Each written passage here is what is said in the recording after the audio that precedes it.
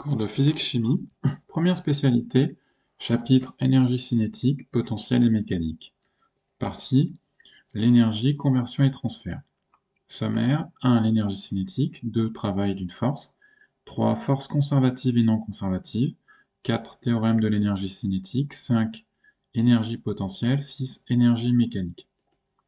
1. L'énergie cinétique. L'énergie cinétique est l'énergie du mouvement. Si un système de masse m se déplace à une vitesse v dans un référentiel donné, alors dans ce référentiel, l'énergie cinétique du système se calcule grâce à la relation suivante. EC est égal à 1/2 fois m fois v au carré, où EC est l'énergie cinétique du système en joules, m est la masse du système en kilogrammes, v est la vitesse du système en mètres par seconde. 2. Travail d'une force. Définition du travail. Lorsqu'un système en mouvement se déplace d'un point A vers un point B tout en étant soumis à une force F, alors la variation d'énergie du système sous l'influence de cette force est appelée travail. Le travail d'une force F sur un système se déplaçant d'un point A à un point B est noté W, W comme work qui veut dire travail en anglais, indice AB, donc point de départ, point d'arrivée, entre parenthèses F, force concernée. L'unité du travail est la même que celle de l'énergie. Il s'agit du joule.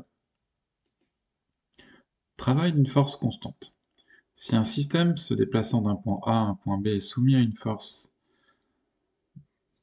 F constante, c'est-à-dire qui garde la même direction, le même sens et la même valeur, alors le travail sur le trajet AB de cette force F correspond au produit scalaire du vecteur force F par le vecteur déplacement AB.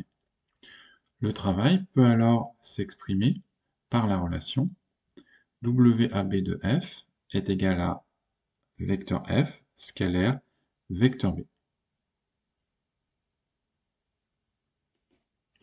Si l'angle entre le vecteur AB et le vecteur force est alpha, alors le travail peut se calculer grâce à la formule suivante, qui dérive des propriétés du produit scalaire.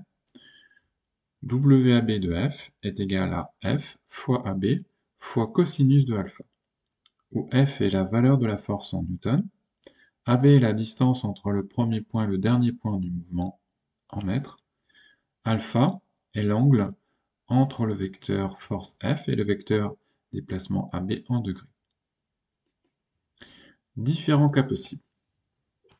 Si alpha est inférieur à 90 degrés, angle aigu entre les deux vecteurs, alors le cosinus de alpha est positif, supérieur à 0, et le travail de la force F sur le trajet AB est lui-même supérieur à 0.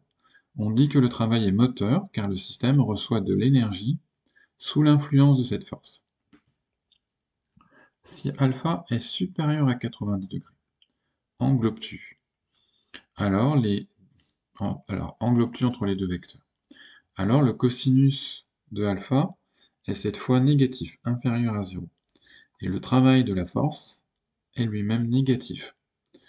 On dit que le travail est résistant, car le système perd de l'énergie sous l'influence de la force.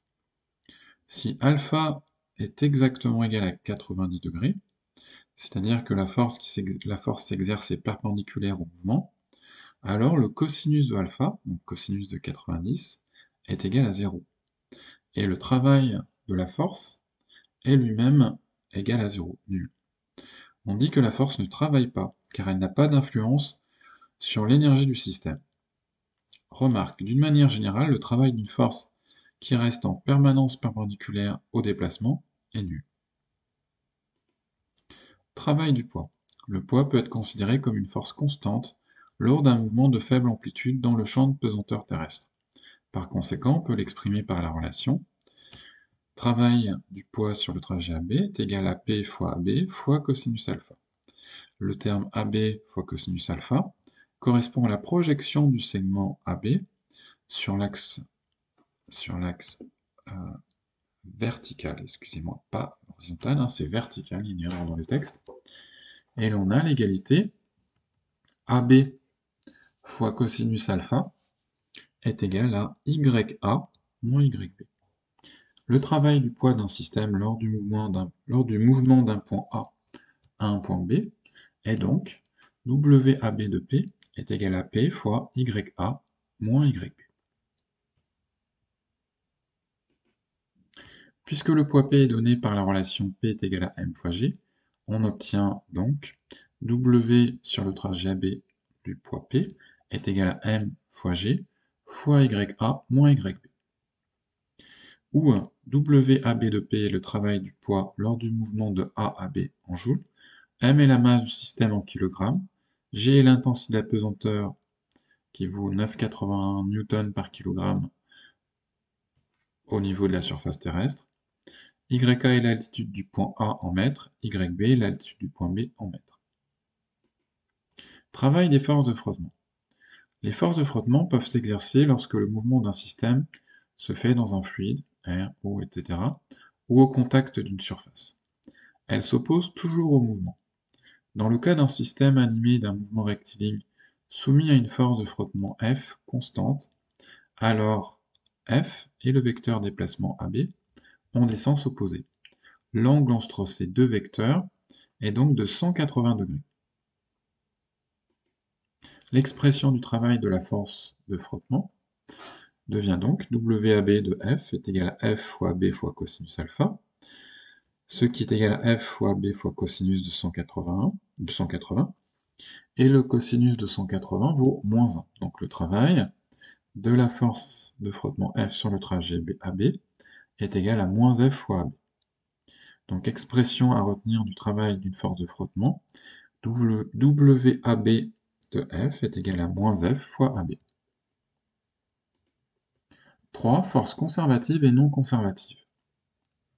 Les forces sont classées en deux catégories. Une force est dite conservative si son travail ne dépend pas du chemin suivi. D'un point A à un point B, le travail WAB de F d'une force conservative possède la même valeur, quelle que soit la trajectoire suivie entre A et B. Exemple de force conservative, le poids. Une force est dite non conservative si au contraire son travail dépend du chemin suivi.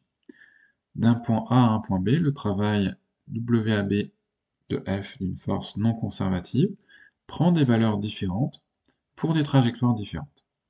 Exemple de force non conservative, les forces de frottement. 4. Théorème de l'énergie cinétique. Énoncé du théorème de l'énergie cinétique. Si un corps est en mouvement d'un point A à un point B, alors la variation de son énergie cinétique correspond à la somme des travaux de toutes les forces qui s'exercent sur lui pendant ce mouvement.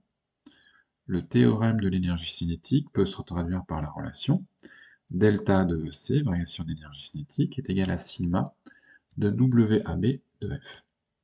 Ou encore EC de B moins EC de A est égal à sigma de WAB de F. Ou encore 1 demi de MVB carré moins 1 demi de MVA carré est égal à sigma de WAB de F. Dans le cas où le système n'est soumis qu'à une seule force F1, alors on peut l'exprimer sous la forme EC de B moins EC de A est égal à WAB de F1. Dans le cas où le système est soumis à deux forces, F1 et F2, on peut écrire EC de B et moins EC de A est égal à WAB de F1 plus WAB de F2. Dans le cas où le système est soumis à trois forces, F1, F2 et F3, on peut écrire EC de B moins EC de A est égal à WAB de F1 plus WAB de F2 plus WAB de F3, etc. Le théorème de l'énergie cinétique peut être exploité pour déterminer la vitesse du système en un point donné de sa trajectoire, pour déterminer la valeur d'une force constante exercée sur un système lorsque la vitesse au cours du mouvement est connue, pour déterminer la masse d'un système en mouvement. 5. Énergie potentielle. Définition. Toute force conservative, F, est associée à l'énergie potentielle notée EP. Cette énergie potentielle est caractérisée par une variation qui est l'opposé du travail des forces. Par conséquent, delta de EP est égal à moins WAB de F. Ou encore, EPB, EP de B moins EP de A est égal à moins WAB de F. Ce qui est équivalent à écrire la relation EP de A moins EP de B est égal à WAB de F. Énergie potentielle de pesanteur. Le poids est une force conservative. On lui associe donc une énergie potentielle, dite énergie potentielle de pesanteur. Elle se note E indice pp. Elle s'exprime par la formule EP de A est égal à mgya plus constante. EP de A est l'énergie du système située en un point A en joules, m est la masse du système en kilogrammes, g est l'intensité de la pesanteur qui vaut 9,81 Newton par kilogramme à l'altitude nulle, YA est l'altitude du point A en mètres. La constante est une grandeur qui dépend de l'origine choisie pour exprimer l'altitude.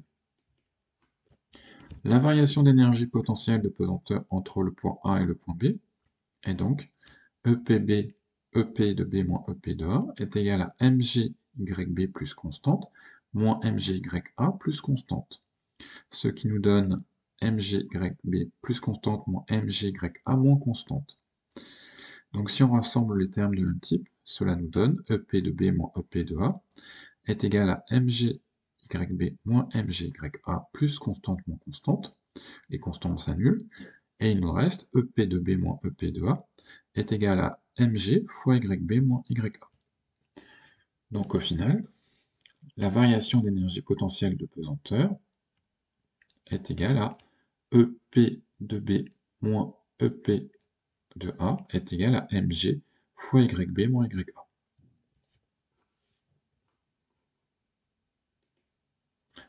« 6. Énergie mécanique. Définition. L'énergie mécanique d'un système est définie comme la somme de son énergie cinétique et de son énergie potentielle de pesanteur. Elle se note EM et s'exprime en joules. Elle peut être exprimée par la relation EM est égal à EC plus EP, où EM est l'énergie mécanique du système en joules, EC est l'énergie cinétique du système en joules, et EPP est l'énergie potentielle du système, l'énergie potentielle de pesanteur du système en joules. On peut également exprimer la variation d'énergie mécanique ΔEM à partir des variations d'énergie cinétique ΔEC et d'énergie potentielle de pesanteur ΔEPP.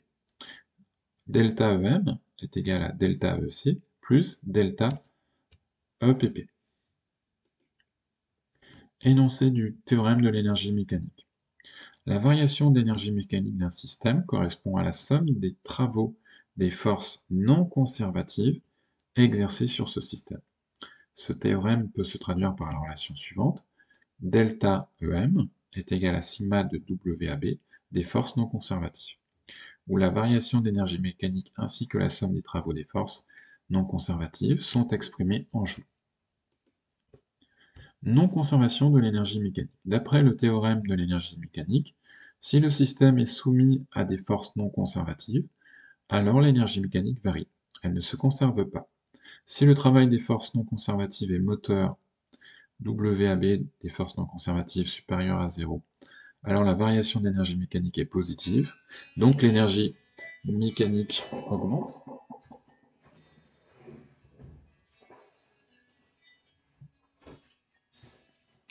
Si le travail des forces non conservatives est résistant, WAB des forces non conservatives inférieures à 0, alors la variation d'énergie mécanique est négative. ΔEM supérieur à 0, donc l'énergie mécanique diminue. Conservation de l'énergie mécanique. Si le système n'est soumis qu'à des forces conservatives, alors WAB des forces non conservatives est égal à 0. Par conséquent, d'après le théorème de l'énergie mécanique, ΔEM est égal à sigma de WAB des forces non conservatives, et donc ΔEM est égal à 0. La variation d'énergie cinétique, la variation d'énergie mécanique, il y a une petite erreur dans le texte, est nulle, ce qui signifie qu'elle reste constante. Lorsqu'un système n'est soumis qu'à des forces conservatives, alors son énergie mécanique se conserve. EM égale constante, autrement dit, EM au point A est égal à EM au point B.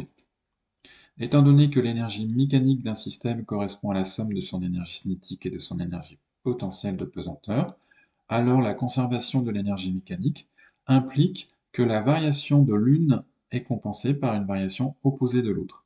Autrement dit, delta EC est égal à moins delta EPP. En cas de conservation de l'énergie mécanique, lorsque l'énergie cinétique diminue, alors l'énergie potentielle de pesanteur augmente. Lorsque l'énergie cinétique augmente, alors l'énergie potentielle de pesanteur diminue. Lorsque l'énergie potentielle de pesanteur diminue, alors l'énergie cinétique augmente.